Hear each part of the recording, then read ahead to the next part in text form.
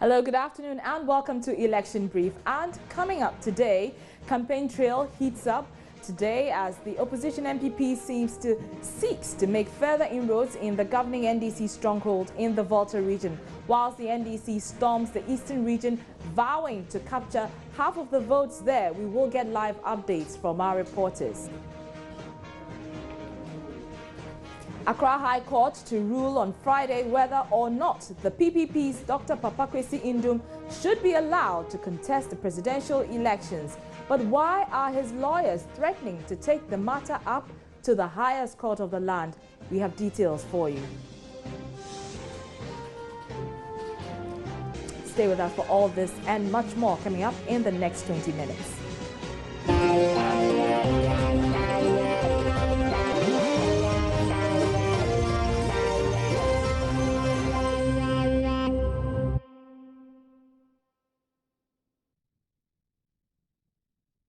Arabakumson. We begin straight off the campaign trail because the two major political parties, that is the governing NDC and the MPP, are leaving no stone unturned to ensure they make impact in their opponents' strongholds. The opposition New Patriotic Party's flag bearer, Nana Akufo-Addo, as you know, is continuing his campaign of the upper portions of the Volta region, whilst the governing NDC's John Dramani Mahama heads to the eastern region, a stronghold of the MPP and where the party's flag bearer hails from. And speaking of the MPP leader, he has been campaigning in Dambai and surrounding areas today. But the latest information we are getting is that his convoy is stranded at the Dambai River bank as they attempted to use the ferry to cross over to Krachi West and Krachi in Chumuru.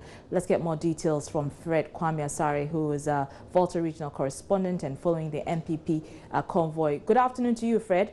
Good afternoon, So what can you report on this matter? What's the latest with the MPP flag bearers convoy? Oh, okay. Nana Akufo-Addo was scheduled to do 3 constituencies today. That is the Krachi is where he spoke to people at Dambai. And then after that, he was scheduled to go up north to the Krachi West and then Krachi and Chumuru constituencies. But then there was a temporal hold-up at the Dambai river bank where we were told that the ferry cannot move to come and then convey the campaign team to the other side of the ferry. The information we gathered was that a truck was trying to go on board the ferry, skidded off, and then partially submerged in the Volta Lake or the river at that side, and then blocked the ferry from moving. So they had to seek the services of some residents around to offload yams on the truck, tow the truck out of the water and then out of the way of the ferry before the ferry was able to come to the Dambai side of the river to convey the Nanado and his team to the Katakwasi side of the river. So as I speak with you, we are on the ferry going to the Dambai side of the river where, going to the Katakwasi side of the river where Nana Akufo-Addo will continue his tour of the Volta region to Katakwasi and then speak to chiefs and people at Kenderi, Katakwasi and Borai. Okay, but Fred, earlier we understand that Nanado met students of the Dambai College. I assume the issue of teacher trainee allowances came up? Yes, sure, it came up. They were part of the crowd that he addressed at Dambai, and then he assured them that when they vote for him and then he wins the 2016 general election, he will make sure that their allowances are restored. Not only teacher trainees, but then also nurses trainees allowances will also be installed. And then I also spoke to some of the students who told me that yes, they have confidence in Nana Akufo-Addo, so they will vote for him, and they believe that when he wins power, he will restore their allowances. Addressing supporters there in Dambai and surrounding areas. We can listen to him now. News. Free senior high school education is going to feature in the educational policy of the nation.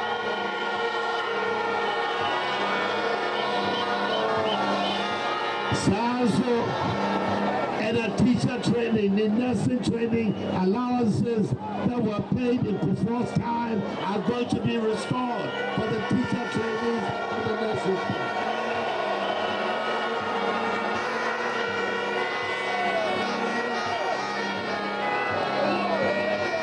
One district, one factory. One district, one factory policy is going to work.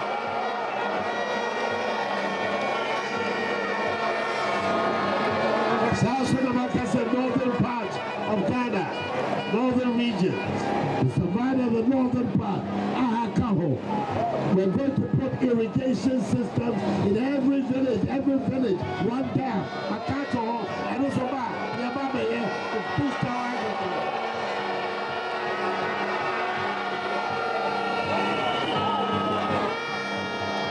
Ghana Sikaroso. Yeah, Chawon Kaya. A person on the time of time before. If you had a full air bar, and then there's a kind of a buffer. Every constituency, 275 constituencies, from the central government budget, every year, $1 million equivalent. They didn't buy them by the sword, and you remember to be a year. 2008, I almost made it. In 2012, once again, I also almost made it.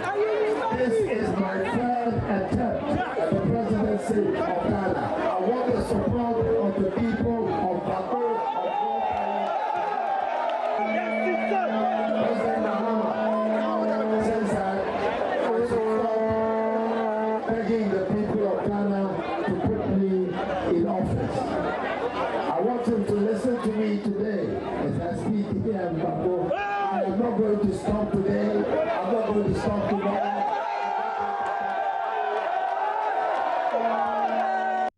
So that's the MPP flag bearer Nene Akufo-Addo talking about his one district, one factory policy amongst others. But some chiefs in the Volta region have been pledging their support for the MPP leader. One of them is Togbe Agamale, the 6th chief of Peki Jogbati. Let's listen to him. The chief of Peki Jogbati, Togbe Agamale, the 6th, who spoke on behalf of chiefs in the area, endorsed Nana Akufo-Addo and dismissed the assumption that everyone in the Volta region is a sympathizer of the NDC. He was, however, optimistic the MPP presidential hopeful will help solve the numerous challenges of communities in his area.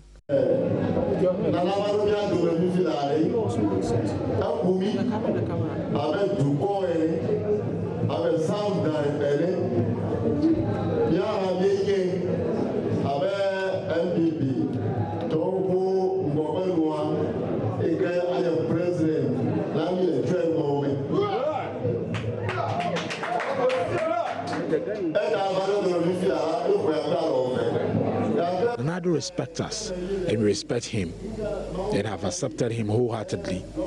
We in South Dai have a lot of challenges. The NDC has tried to solve some, but not all.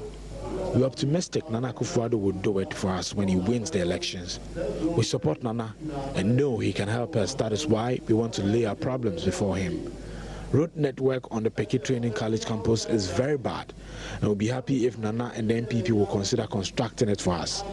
The Peki Secondary School also lacks infrastructure.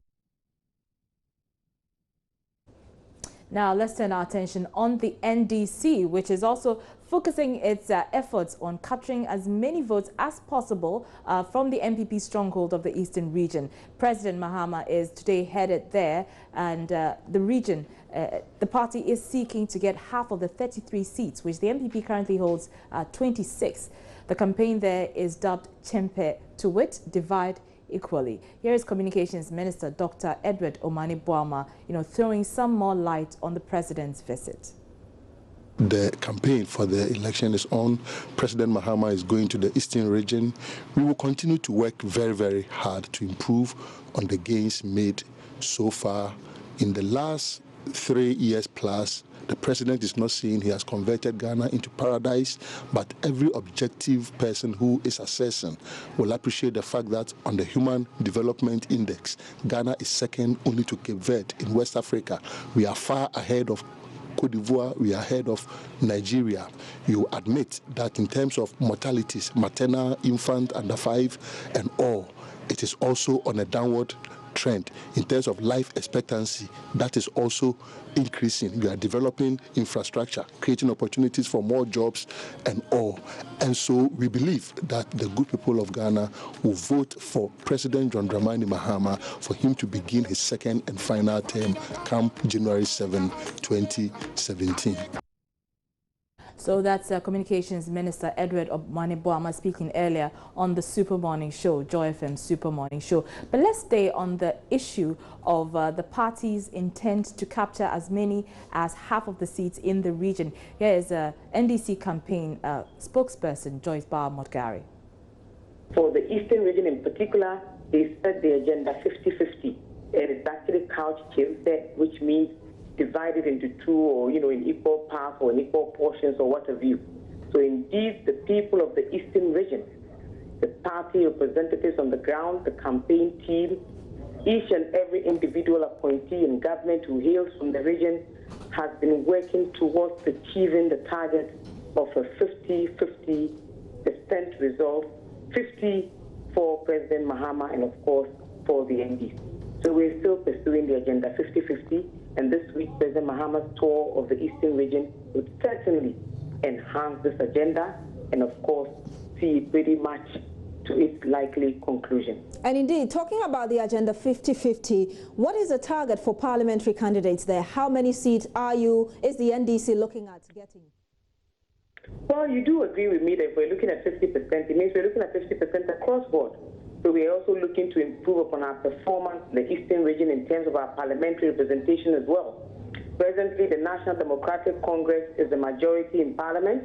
We are hoping to improve upon that number. And I do hope that the Eastern region, considering some of the individuals who have emerged as parliamentary candidates, I have no doubt that when it comes to the parliamentary as well as the presidential, we will certainly be achieving the target of agenda 50-50 as set by the NDC party in the Eastern region of Ghana. So what is the NDC doing to achieve this target? Well, you know that I would always say that I always take it from President Mahama's Accountant to the People tour, which took him around the country. He visited several of these regions over and over again. Indeed, when it comes to an equitable distribution of our social interventions, of our infrastructural development, of all the efforts that President Mahama has made in terms of education, in health, and what have you, the Eastern region has benefited from its fair share. You do know that two of the community-day senior high schools, which are a flagship project of President Mahama in terms of his policy regarding improving quality of education, improving access to education, and above all, improving upon our educational facilities, actually feeds into the development and construction of the community-day senior high schools. So indeed, this afternoon we will be setting off to the Eastern region. The first stop will be at Takrasi, where he'll be commissioning one of the newly constructed community-day senior high schools for the good people of the Eastern region. Well, one person who has had to suspend his campaign in the Central region temporarily is the Progressive People's Party's presidential candidate, Dr. Papakwesi Nduom. Dr. Nduom was in the capital today as an Accra High Court hearing the case regarding the disqualification, his disqualification from the December polls. And the court indicated it will deliver its judgment on the matter on Friday, October 28. As you know, Dr. Nduom and 11 others were disqualified from contesting the December polls by the Electoral Commission due to anomalies found in their filing forms. Well, Joy News's Joseph Akable was in court. He joins me in the studio now. Hi, Joseph. Hello, Arba. Well, today, the two lawyers representing Dr. Nduom and the EC had the opportunity to present their case, to argue their case out. What was Dr. Nduom's lawyer, that is Ni Ayikwe Otu, what was his defense as he sought to clear his client? The point he sought to put across to the court is the fact that per CI 94, it states that the EC is the returning officer and the EC has to receive the nomination form from the various nominees. He then again argues that once the EC receives the form according to the same law, if they identify any mistake in the form, it behoves on the EC to communicate to the various nominees that I have identified a mistake in your form, and therefore I give you an opportunity to come and correct that mistake.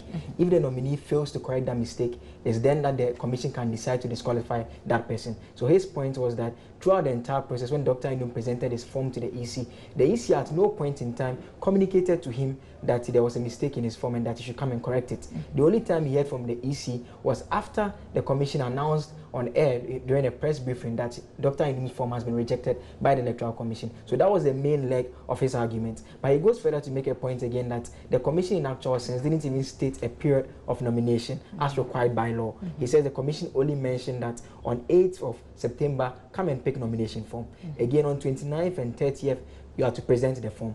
But if the commission had mentioned that from 8th to 30th is the nomination period, they would have known that once they pick within that period, they could submit the form to the Electoral Commission. So those were the two main arguments he made in court today. I see. Well, after the court procedure, he did speak to some reporters. What was he saying?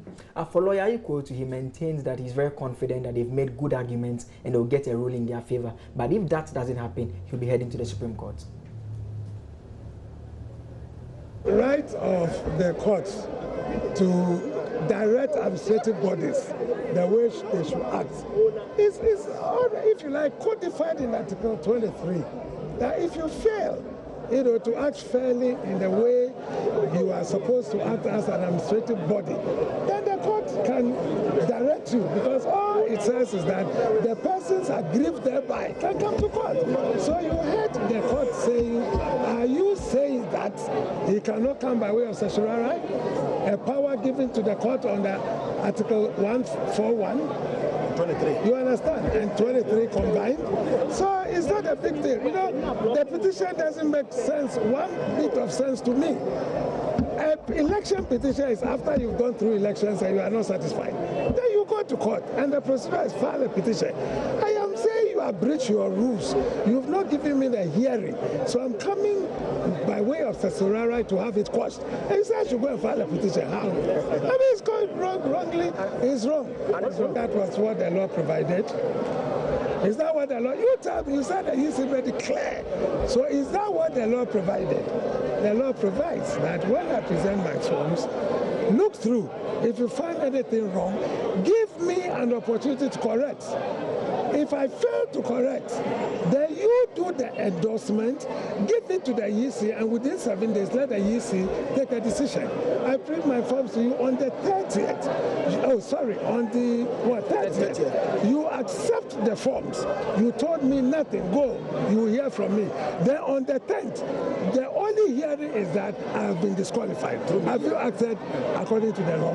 Have you given me the opportunity to do the corrections? Did you think that was the intention of Parliament? If Parliament wanted everybody who commits an error to be disqualified, it would have said so. It wouldn't say that give the person opportunity to go and amend. Not only amend, but alter. What do you understand by those powerful words? I can change anything on the form. So they failed clearly, and they have not offered any good explanation. All they are saying is that you could have come earlier. Who is the returning officer? And who should receive the forms? And when did they say they received the forms? 29th and 30th. Are the 2 days not inclusive? So if I chose to come on the 30th... So that is the lawyer for Dr. Nduom, Ni Ayukwe Otu there. But Joseph is still in the studio with me. Joseph, what about the Electoral Commission's officers? Thaddeus Sorry. Yeah, we understand that he had issues with the procedure that the PPP's lawyers were using. First and foremost, the suit that is before the court is an application for a judicial review. Now, he is saying that that is wrong. He feels they should have come by a petition, as is spelled out in the CI. But lawyer Otu's point is that with that one, it deals with after an election has taken place. But in this case, there hasn't been an election. But Thaddeus Sorry still disagreed and maintained that the procedure was wrong. He again makes the point that nomination is a period, and that once they pick the form, they had in between picking the form up until the 30th of September to present the form. So apart from the EC announcing that you can present on 29th and 30th, Dr. Nduom could have presented it earlier, and by failing to present it earlier, he waived away that right that the EC allows candidates or nominees to correct mistakes when the commission identifies. But that is an assumption on the part of the EC, isn't it? It's not explicitly explicit that once you submit your nomination forms, that within that period is a nomination form. It's not explicit, is it? Exactly, but their point is that if Dr. Nduom had brought his form earlier, and he made reference to the MPP flag bearer who came on the very first day on 29th to present his form, and he was saying that, so they are talking about the laws and they understand the law very well. Why didn't they bring it earlier? So by bringing it late, they made it very difficult for the commission to go through the forms and then alert them that there was a mistake. Moreover, he talked about the fact that Dr. Nduom says he was not heard. He made reference to that interaction that took place between Dr. Kwakwesi Nduom and the EC chair. That was after Dr. Nduom had made a demand for some 5 minutes with the chair, and he argued that that was an opportunity for Dr. Nduom to be heard by the Electoral Commission. That hearing was granted. All right, and very quickly, we understand that a lot of supporters of the PPP massed up at the courts to show solidarity for their flag bearer. Singing and dancing, and for most of them, their message is very simple. They want Dr. Nduom to be on the ballot.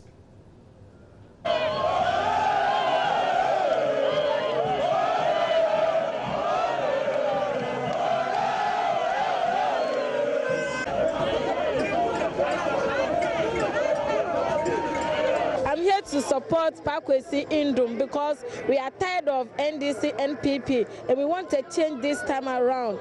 Yeah, we are hoping that we will win the case. Our leader will stand and then we vote so that we'll be happy.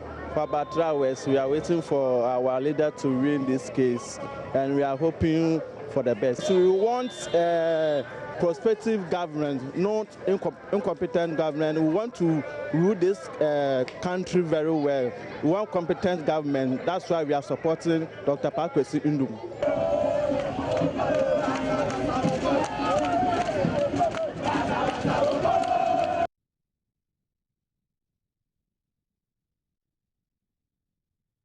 It's time to go to voting school now, and in every election, each registered voter is allowed to vote just once. That is, every Ghanaian has a single vote. But did you know that some individuals are permitted to vote twice in every election?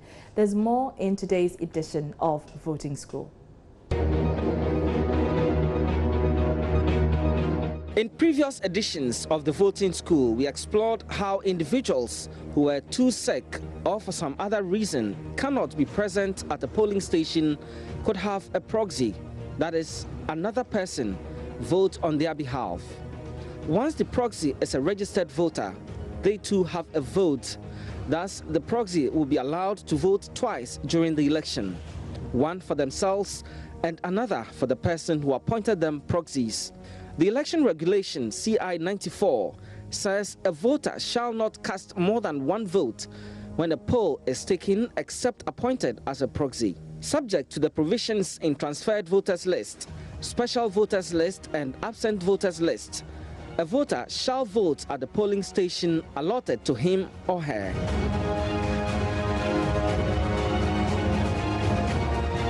Stay tuned to the station because we'll be bringing you updates on the lead up to the US November 8th polls. I'm Arbor Kumsin. That's how we end the show today. Join us same time tomorrow. Francis Aband is up next with the polls.